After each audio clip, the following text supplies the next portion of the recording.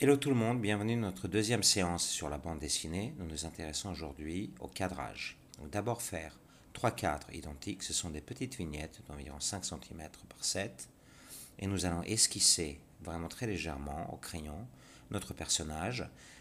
On avait bien parlé du fait qu'il fallait opter pour cette couverture, puisqu'il s'agit donc évidemment de la couverture ici. Il faut songer pour cette couverture à représenter le personnage principal. Et là, on le représente, son portrait essentiellement, sous trois cadrages différents. L'un plutôt en buste, donc on voit son portrait et on voit une partie de son buste, donc de son torse. Dans le deuxième, on voit presque essentiellement son portrait, alors que dans le troisième, le portrait est très dominant, il prend la quasi-totalité du cadre. Là, je me suis attaqué un petit peu à l'arrière-plan et essentiellement à la lumière de l'arrière-plan, ou plutôt devrais-je dire à la balance de lumière entre le personnage et l'arrière-plan, qui doivent être un petit peu en contraste l'un par rapport à l'autre. Il ne faudrait pas que ce personnage se noie dans quelque chose qui a la même valeur en termes de lumière que lui. Le personnage doit ressortir. Et alors le titre, le titre on en avait parlé aussi, il faut plutôt qu'il soit en haut, ça c'est le grand classique, le titre en haut, mais il peut également être posé en bas. Je vous laisse le soin de réfléchir à ça. Et dans les trois cas de figure, on a opté pour une espèce de titre comme ça qui va un petit peu en diagonale. Dans ce premier cas de figure, on va faire un arrière-plan que je vais qualifier de narratif, c'est-à-dire que ça raconte quelque chose. Il y a à l'arrière-plan un petit peu une ville. Le personnage, quant à lui, voilà, il se situe à droite donc de la composition, et on va voir plus tard, il prend une certaine place par rapport à l'ensemble de la composition. Dans le deuxième cas de figure, le personnage se trouve toujours à droite. L'arrière-plan, donc, dans le premier cas de figure est narratif, je disais. Dans le deuxième cas de figure, il est ce que je qualifierais de atmosphérique. On ne voit plus trop de villes. On pourrait peut-être éventuellement voir quelques petites ombres comme ça, mais on verra ça plus tard. Il est donc atmosphérique. Le soin de communiquer sur la couverture est laissé essentiellement au personnage. Et dans le troisième cas de figure, c'est toujours atmosphérique, mais c'est atmosphérique suggestif, c'est-à-dire qu'il n'y a plus grand-chose à part une sorte de tache comme ça, d'ombre nocturne, par exemple. Mais encore une fois, ça peut être de la couleur, tout simplement. Une couleur, pourquoi pas, symbolique. Par exemple, pour exprimer la passion, du rouge, etc. Mais on n'y est pas encore dans la couleur. Quant à la disposition de l'espace, dans le premier cas de figure, la disposition entre le personnage et l'espace, c'est du 1 tiers pour le personnage, 2 tiers pour l'espace de l'arrière-plan. Dans le deuxième, c'est à peu près moitié-moitié, donc les deux espaces sont distribués de façon à peu près équitable, alors que dans le troisième cas de figure, le personnage domine totalement en prenant 3 quarts de la composition.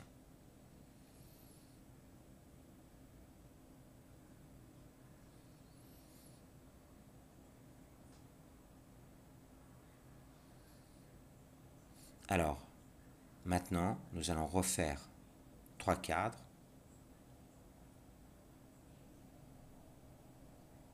à peu près à la même taille et nous allons porter notre choix sur un, deux ou troisième cas. Allez, premier.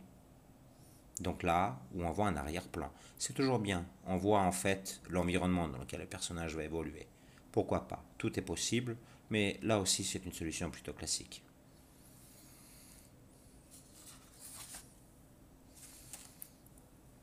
Et maintenant, on va faire trois variantes sur celle que nous avons choisie. Voilà, dans un premier temps, nous avions déjà un choix entre trois possibilités de cadrage différents. Et maintenant qu'on a choisi un cadrage, on va faire finalement trois possibilités de ce même cadrage, parce que là encore, il y a des sous-catégories si vous voulez. Dans un premier cas, nous avons fait le personnage donc comme suggéré au tout départ à droite, mais là, dans le deuxième, on se dit, allez, pourquoi pas à gauche? Et même le titre, là, je suis en train de me dire, est-ce que je fais comme précédemment, est-ce que je fais autrement, est-ce que je vais faire diagonale à gauche, diagonale à droite, ou alors carrément centré comme ça. Une dernière possibilité peut-être. Un titre comme ça vertical. Pourquoi pas? À voir. C'est une question intéressante, il renvoie peut-être à une question de verticalité, quelque chose d'un peu comme un immeuble, un gratte-ciel. Pourquoi pas?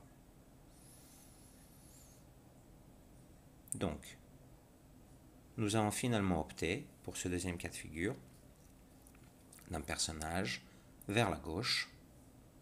Le titre, lui, descend vers la droite, comme s'il se déroulait. Ce que nous faisons là comme cadre pour le titre, c'est que nous lui donnons une forme de cartouche, un petit peu un gabarit dans lequel le titre va aller. Tiens, un dernier petit essai, un personnage, cette fois, plus centré. Centrer un personnage, c'est lui conférer du pouvoir.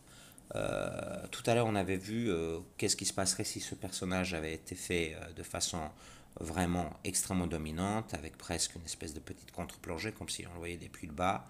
Là, ça serait donc une domination, ce premier cas de figure, hein, plutôt un peu presque négative. On pourrait imaginer presque un méchant être représenté comme ça. Là, centré un peu simplement en buste, c'est un peu plus doux, on va dire. Et j'avais même proposé de faire dans un premier cas de figure centré, mais peut-être légèrement à droite, voire légèrement à gauche, ou alors centré carrément. Toutes ces questions-là doivent être vraiment le fruit d'une réflexion. Je vous invite à y réfléchir et rien de tel, vraiment rien de tel, que de réfléchir sur des variations. Des variations, c'est très important. N'hésitez pas vraiment à varier pas mal de fois, à faire des esquisses comme ça extrêmement rapides. Alors, l'arrière-plan, tiens, s'il est narratif, que raconte-t-il? Est-ce qu'il raconte quelque chose de plutôt en plan panoramique, comme dans le premier cas de figure? Est-ce qu'on se rapproche d'un bâtiment? Tiens, là il s'agirait à peu près du même bâtiment que dans le premier cas de figure. Je varie donc sur cet arrière-plan. Je vais zoomer sur un bâtiment. Celui-là devient celui-là. Et tiens, on peut également le retrouver, ce même bâtiment, dans le troisième cas de figure, où il est carrément derrière le personnage. Qu'est-ce que c'est que cette maison, ce bâtiment, maison hantée, maison de l'enfance, maison dans laquelle les choses vont se dérouler, se dénouer? Tout ça, c'est une suggestion. Il y a quelque chose peut-être d'un petit peu mystérieux là, dans le tout dernier cas de figure. Je reviens un petit peu sur l'arrière-plan, je suggère pourquoi pas une lumière. Quel type de lumière? Sombre, un peu moins sombre. Là, je vous fais une échelle de valeur de ce qui est possible. Très sombre, un peu moins, encore moins. C'est des questions qu'il faut se poser. Peut-être un petit retour sur l'expression du personnage dès cette étape-là, sachant que tout ça, vous pouvez le faire vraiment sur des planches à part. Vous allez simplement vous atteler à l'étude vraiment de l'expression.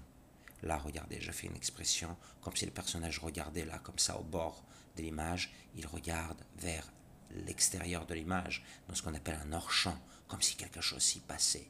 Donc ça suggère peut-être un danger. Quant à ce dernier cas de figure, comme nous avons un personnage très centré, qui regarde vers le spectateur, il a l'air d'être assez déterminé et de regarder vers l'avenir, vers l'action potentielle qui va se dérouler. Ça, ce sont des questions de regard qu'il ne faut pas négliger, surtout si on représente un portrait en couverture.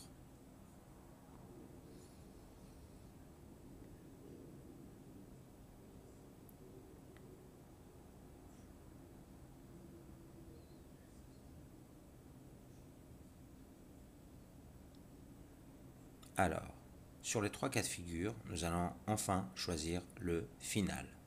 Allez hop, le numéro 2. Encore une fois, là, c'est presque un choix aléatoire. C'est aléatoire pour moi, puisque je donne un exemple de quelque chose de potentiel, de quelque chose qui peut avoir lieu, mais vous, ça sera bel et bien en fonction de votre histoire. Car cette couverture, c'est une première porte d'entrée dans votre bande dessinée. Elle raconte bien évidemment quelque chose, et ce qu'elle raconte doit être communiqué immédiatement à partir de cette couverture. Là, j'aimais bien l'idée que le personnage regarde quelque chose en hors-champ, à l'extérieur. Qu'est-ce qu'il regarde? Et la main, tiens, je rajoute une main. Il y a quelque chose qui se passe avec cette main, quelque chose à raconter. Cette position, recroquevillée vers le corps, ou alors une autre position de la main, plutôt en point comme ça, il est fort, il ne s'inquiète pas, il va affronter ce qui doit être affronté. Ou alors peut-être qu'il tient quelque chose, une torche. Ah, une torche, c'est bien ça pour explorer. À vous de voir. Retour sur l'esquisse. Qu'est-ce que c'est qu'une esquisse et comment est-ce que vous devez vous y prendre? Alors, il y a plusieurs aspects à l'esquisse. Le tout premier, peut-être le plus important, ce sont les lignes de force. Les lignes de force, ce sont les premières lignes du mouvement que va esquisser notre personnage. Là, j'imagine un personnage accroupi qui est en train de tirer.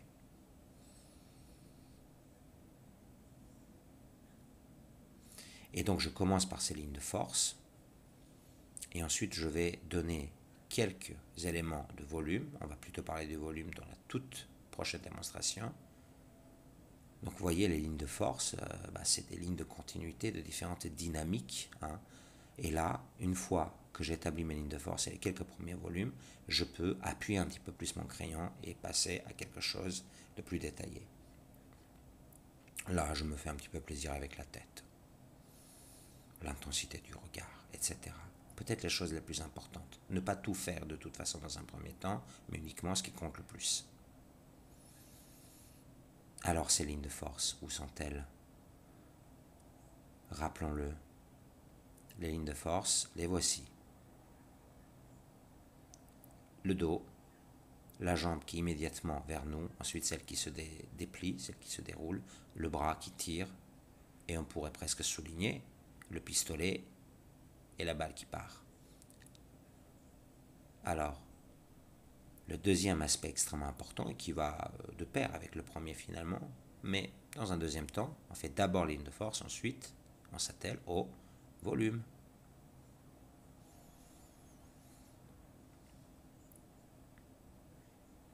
Certaines figures peuvent démarrer immédiatement par le volume. Là, je fais un petit peu comme je peux, la figure d'Homer Simpson. Et lui, il est très intéressant, extrêmement intéressant, comme beaucoup de figures cartoonesques comme ça. Ils sont composés presque essentiellement de volumes. Là, c'est des volumes très ronds, ovoïdes, comme on dit. Moi, ça me fait penser à des haricots, en fait. On dirait un haricot, une cacahuète avec une forme un peu ronde pour sa mâchoire, les yeux globuleux, le petit nez globuleux, etc. On renforce donc les lignes principales. Puis à un moment donné, on peut apporter un petit peu de détail. N'oubliez jamais, les toutes premières lignes sont effectuées de façon extrêmement légère. Et dans la bande dessinée, on va carrément faire également, on va travailler avec quelque chose qui s'appelle le bleu inactinique. Et le bleu inactinique, c'est du bleu. C'est un crayon bleu qui ne se voit pas une fois copié ou scanné. Donc par-dessus, on peut dessiner au crayon ou à l'encre qui, lui, se verra uniquement après le scan. Alors, les deux ensemble. Le volume, ligne, donc, et le volume. Et ça peut donner toute une composition. C'est ce qu'on verra essentiellement quand on passera à notre affaire de storyboard et de découpage de notre bande dessinée. Tiens, bim, une ligne d'horizon, un espace, tout ça ce sont des lignes de force, on commence par ça. Les lignes de force généralement dessinent un environnement. Là, pour ces espèces d'immeubles, on peut parler à la fois de lignes mais aussi de volume. Et puis, un premier gros volume, j'essaie de faire une espèce de zombie, un zombie qui est gros, pourquoi pas, tiens. J'aime bien les zombies. Voilà la main du zombie dans un premier temps, simplement dans le volume de la paume, puis ensuite on distingue les doigts. On avait parlé de ça, vous voyez, les mains sont un tout petit peu à l'honneur là dans ces démonstrations et dans les précédentes, puisque nous avons fait la main récemment. Alors vous pouvez, pourquoi pas, tenter de faire jouer un petit peu quelque chose avec la main. C'est toujours très symbolique les mains dans tous les dessins, et alors dans une couverture, dans une bande dessinée, également. Un petit titre. Que vais-je marquer? Zombie. Je crois que je vais mettre zombie. Les zombies, on va les faire couler un petit peu.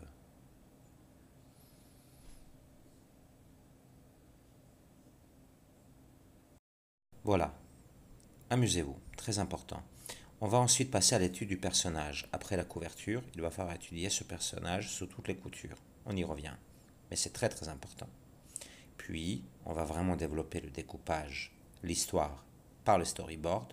Il faudra vraiment avoir toute l'histoire, un ensemble d'une dizaine de pages au moins, pour vraiment raconter ce qu'on a raconté, avant de passer à la finalisation, à l'encre cette fois. Je pense qu'une dizaine de pages, donc 5 doubles pages, serait une bonne affaire. Dans certains cas de figure, on peut même imaginer un certain nombre de planches extrêmement détaillées, assez classiques, avec même un petit peu de la vie. Je reviens dessus.